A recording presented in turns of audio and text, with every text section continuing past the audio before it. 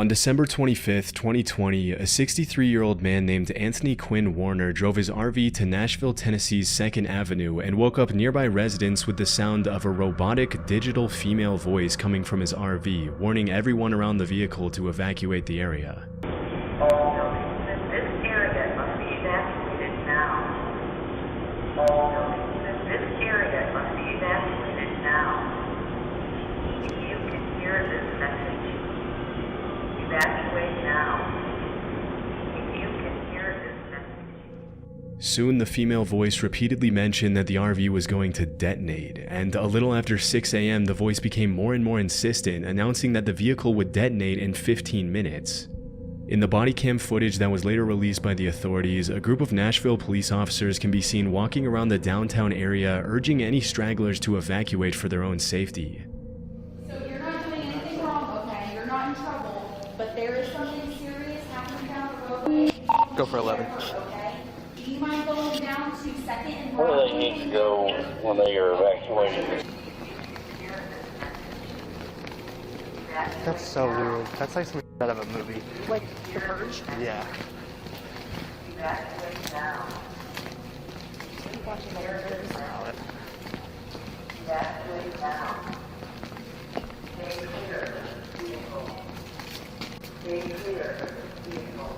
The robotic voice and its ominous warnings give the whole scene an extremely eerie vibe, like, as the police officer mentioned, something out of the movie The Purge. Strangely, the RV also broadcasted snippets of the 1964 hit song Downtown by Petula Clark, which is a song about how if you're ever feeling sad or lonely, you should go downtown and you'll feel better in the hustle and bustle of the city.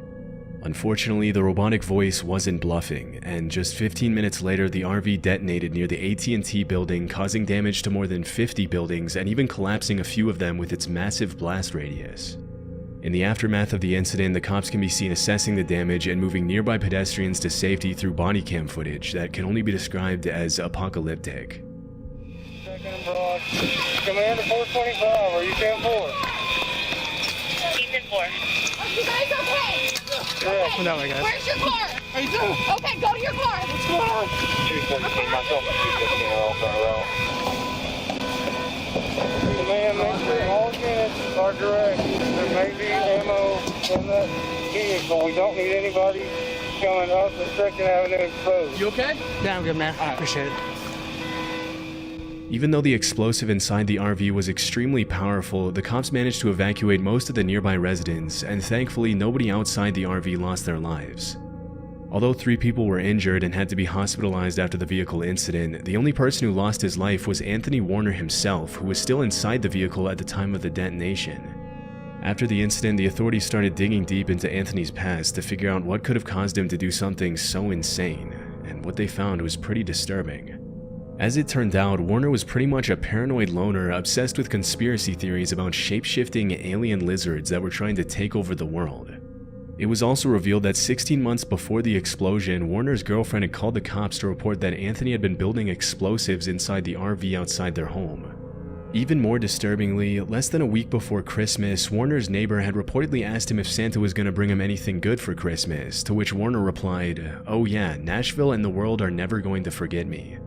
But despite the clear desire for attention, the cops never managed to truly figure out Warner's motive, and it was eventually concluded that he probably didn't want to hurt anyone, and that a fatal cancer diagnosis mixed with other factors had contributed to Warner's declining mental health.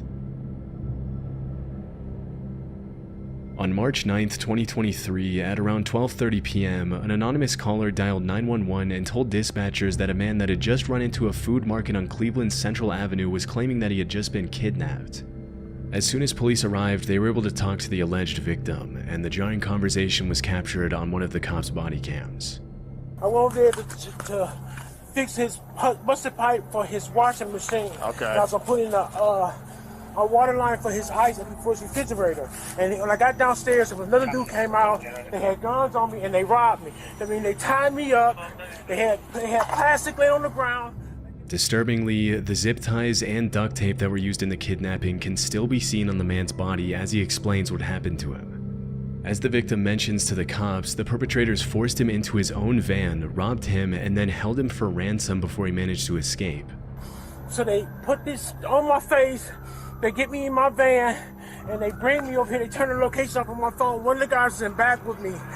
And which way did the car go?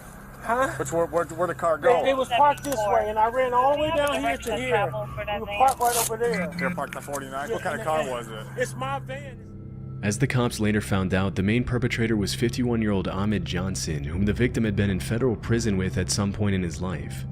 After digging deeper into the case, they uncovered the whole story of the kidnapping. As the victim mentioned in the video, the kidnapper had hired him for a plumbing job, and when he arrived at the house in Cleveland's Buckeye Woodhill neighborhood, he was led downstairs where he would allegedly be shown the leaky pipe that he had to fix. Once downstairs, Ahmed led the victim to another room, where another man jumped out and held him at gunpoint. After stealing his phone and Apple Watch, the kidnappers bound the victim and put him into the back of his own van.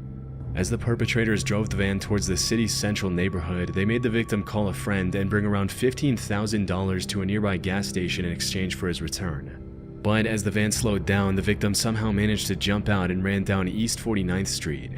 Thinking quickly, the victim ran into a convenience store where he would be protected by the public eye, causing the suspects to drive off. 2 weeks later, the cops managed to make an arrest, and Ahmed Johnson was charged in Cleveland court with aggravated kidnapping.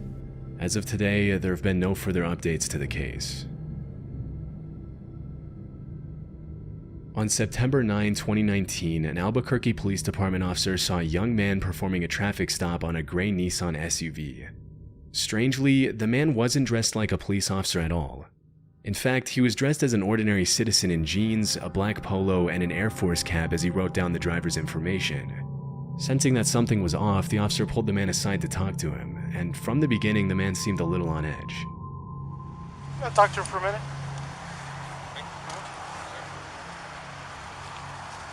How you doing? What's going on? Let's talk back here real quick. Who do you work for? Early Insurance Office. Oh, okay. I know, I'm under-equipped. Okay, because normally you do, if you're out here, man, if you're making a traffic stop, you're just gonna have to stop, dude. Alright? Do you have an ID with you? I mean, this is all I got. I mean, like I said, I'm under-equipped. I was just heading over there to the courthouse. To the courthouse for what? To get my crap. Okay. I know, it makes no sense. I caught him going 120 down I-40. Okay. Why do you have lights on this vehicle? Personal? I know. Do you have an ID with you at all? No, I keep it on my uniform. The man claims that he was on his way to the courthouse when he pulled over the driver of the gray Nissan. Suspiciously though, he claims he doesn't have any sort of identification on him because he allegedly left it inside his uniform. After a bit of questioning, the man says his name is Brendan Wazinski and confesses that he was using his personal vehicle to pull over civilians, but insists that he's been an officer of the law for 3 years. Simple. And I'm not here to mess with you, man. It's just the thing is, yeah, he was speeding, dude. You could have called it in, and because if you get into shooting, you're screwed. Right. All right, man. I understand. All right. This, for starters, I know this looks really bad. Right. This looks really bad. This screams whacker. Right. How long you been on? About 3 years. Okay. I've been on for like 13 years. All right, so. After checking the database, the officer notices Brendan's name doesn't pop up on any nearby law enforcement agency's list, and at that point his only option is to put the suspect in the back of his vehicle while he waits for his supervisor to figure things out. Less than 5 minutes later, Brendan gets cold feet and confesses that he's not a real cop. What's up, man? Alright. I'm just gonna be straight up honest with you. I'm not a cop. Okay. Okay. I'm just gonna be honest. That badge from? I bought it offline. Okay. Do me a favor, stay in here, okay? For a second. As soon as his supervisor arrives, the officer briefs him on the situation, and they decide to arrest Brendan for impersonating a police officer. After putting him in cuffs, the sheriff arrives to assess the situation. I honestly don't know how long Brendan was expecting to be able to get away with pulling people over pretending to be a cop, but it seems as though he was hoping to play vigilante with no consequences forever. Even though he didn't have a weapon in his belt at the time, it's not uncommon for people like Brendan to start using guns and handcuffs as intimidation tools once they get more comfortable and start thinking they can get away with it. Obviously, it's incredibly dangerous to have random people driving around the city pretending to be cops when they really have nothing to do with law enforcement at all, which is why the officers have no other choice but to bring him into the police station. After arriving at the station, the cops try to get Brendan's full statement, but the suspect contradicts himself a bunch and lies to try to get the officer's sympathy. Brendan says he was on his way to work when he saw a guy going 120 on the freeway and confesses that he freaked out when the cop asked him about his identity. Strangely, he alleges that the badge he used to fake his identity used to belong to his dad, who supposedly used to work with the sheriff's department before he was killed in the line of duty 5 or 6 years prior. And then when I made contact with you, I noticed you had a badge. Where'd you get that badge from? It belonged to my dad. It belongs to your dad? When was Well, he? it did. It did? Is he still around, or did he pass away? Well, he was killed. Oh, he was killed, okay. As it was later revealed, this was a complete lie, and the truth was that he bought the badge online as he had initially confessed when the cop interrogated him. It's hard to imagine that he thought he was going to get away with a lie like that when there was video evidence of him saying that he bought the badge online less than an hour ago. During the interview, it was also revealed that Brendan was only 18 years old, even though he said he was around 25 when the cop initially pulled him over. This makes the fact that he said he was married and needed to call his wife even more sketchy, and it's hard to tell which details of the story are true and which ones are completely made up. A few seconds later, things get a little scary when Brendan confesses that he had a loaded weapon in the glove compartment of the vehicle, which wasn't initially visible in the video. Considering he's a compulsive liar and an irresponsible teenager, it's pretty horrifying to imagine what he would have done with the handcuffs and gun had he been given the chance to play vigilante for a few more days or weeks or whatever. In March 2020, a judge sentenced Brendan to a year of probation. But just a few weeks later, he failed to report to his probation officer, refused to get a psych exam, provided a false address, and missed a scheduled meeting. As a result, the judge tightened his probation conditions, and as of today, there have been no further updates to the case. At around 8 p.m. on September 30th, 2021, 3 children ages 6, 6, and 7 were reported missing in the Flamingo Lake neighborhood in Montgomery, Texas. According to the parents, the kids had gone missing after they went into the Sam Houston forest and wandered off the main trail to go play in a creek. After the disappearance was announced to the public, the authorities launched a massive search that included helicopters, dogs, drones, off-road vehicles, and hundreds of police officers from multiple law enforcement agencies. The next morning, an anonymous Good Samaritan who was very familiar with the layout of the woods decided to take matters into his own hands and went into the national forest by himself to find the kids. At around 9 a.m. on September 31st, the man found the kids and called 911 to bring the children to safety, and the whole rescue was captured on Sergeant Jason Smith's body cam. Come on, can y'all come to me?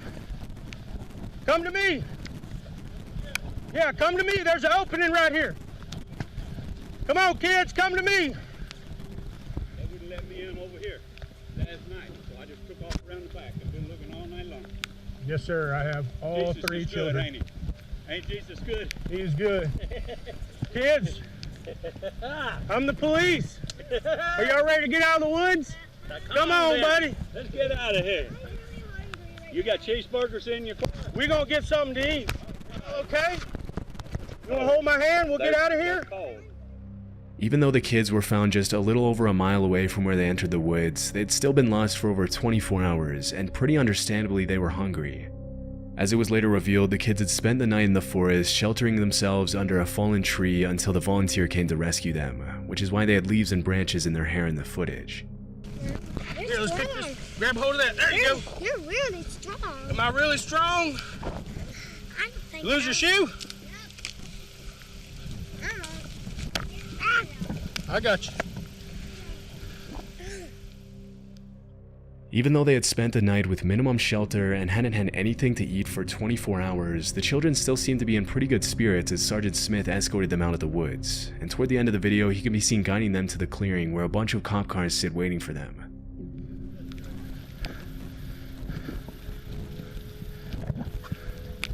Thank you, fellas. Y'all got it? Come on, kids. Let's come out to the road.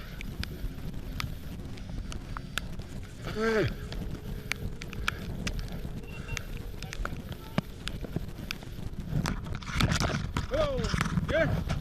What? There you go, buddy. Look at you. You made it.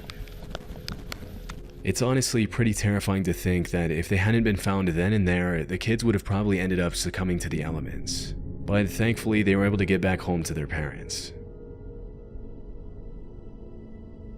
On January 30th, 2017, New Mexico police received a disturbing call from a witness in Nevada who claimed he had seen a woman being taken out of her Las Vegas apartment by a man and put into a white van with a Texas license plate. After receiving the alert, the cops were able to locate the van in question less than 24 hours later and arrest the driver and passenger. Passenger!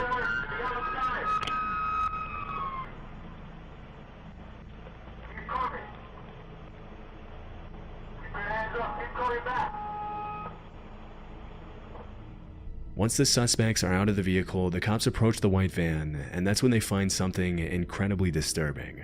Put a camera on this thing. Got a camera. Do you need a... Oh my God, thank you. Okay. Got it? Rolling? Okay, it's rolling. Okay, Okay, we're gonna get you out of here, okay? I got pictures of her and I got pictures of the chains. In the back of the vehicle, the cops find a woman named Jane who is chained to the floorboards of the van by the suspects, and as soon as the officers set her free, she gives them her disturbing testimony. According to the victim, the man who was driving the getaway van was her ex-boyfriend Jack, who broke into her apartment and took her. Even though she fought hard to escape, Jack was trained in mixed martial arts and was a lot heavier than her, and it didn't take him long to take her out of her home. Jane assumed it was her neighbors who saw the altercation and called the police, and it was thanks to that 911 call that the cops were able to rescue her. Once inside the police car, Jack doesn't seem all too distressed that he's about to be put away for a long time, and he can even be seen interacting pretty calmly with the officer driving the vehicle, asking him if he has a favorite hymn and singing the words to Amazing Grace as he's taken to jail. You got a favorite hymn? What's that? You got a favorite hymn? No, I don't. Why not? I don't know. I've never been into them. What about you? What about Amazing Grace? You like that one? I'll take it. Amazing Grace, how sweet. As it was later revealed, Jack's accomplice in the kidnapping was 19-year-old Samuel Brown. In the other cop car, Samuel asked the police officer to have a conversation with him, claiming that he's scared of everything that's happening. Okay to talk? Is it okay to talk? Yeah. Anything. I'm just kind of scared, and Okay. What are the police gonna ask me? During the investigation, the police found that Jack and Samuel had planned to take Jane into a cave in New Mexico that Jack had dug into the side of a hill, where they would later brainwash her into marrying one of them, according to the police report. After the horrifying incident, Jack was sentenced to life in prison, and Samuel to a little over 5 years in prison. It's pretty disturbing to imagine where Jane would be if that 911 call hadn't been placed and the cops hadn't intervened. On April 8 of 2021, police officers from the city of Whitehall, Ohio, about 6 miles away from Columbus, received a report that a man was allegedly impersonating a police officer at a traffic stop. Upon arriving at the scene, they found a 26-year-old man named Casey Donovan Williams asleep in what appeared to be a Whitehall police cruiser. When he woke up, he told the cops that he was an off-duty cop working a special duty detail. At first, the officers bought his story, but when they were told there was no special duty assigned at that time, they returned to get the real story. And the exchange was captured on the cops' body cam. But you have no ID from them, all right? No. And have you ever been sworn in by them? I've talked to the chief. No. I'm asking you a direct question. Have you been sworn in by It's them? very important you answer this correctly, because being a former police officer or someday a current police officer, you know if you lie in this situation, you go directly to jail. No, I'm not. So I'm going to put that right listen, out. I'm not. So if you are telling me you are a police officer right now, is that what you're telling me? So you are not a commissioned police officer. I have spoke with the chief. That's not what I'm asking you. I'm asking you one question. Are you a commissioned police officer through the state of Ohio? I have an OPUDA certificate. That's not what I'm asking. That's not what we're asking you. I'm explaining to you. No, you're not. You're not answering the question. You're avoiding the question. It's very simple. Are you a sworn police officer anywhere in the state of Ohio in any department? Not currently. Okay. As soon as the cops start applying a bit of pressure, Casey confesses that he's not an actual commissioned police officer, and when the cops mention to him that he risks going to jail if he lies, he decides to call one of the officers who supposedly gave him the job to try to save himself from the consequences. Okay. 1 second. Would you be willing to speak to the supervisor from the company? From Watchman. From Watchman? Yes. Is he an actual police officer? You are an actual police officer, correct?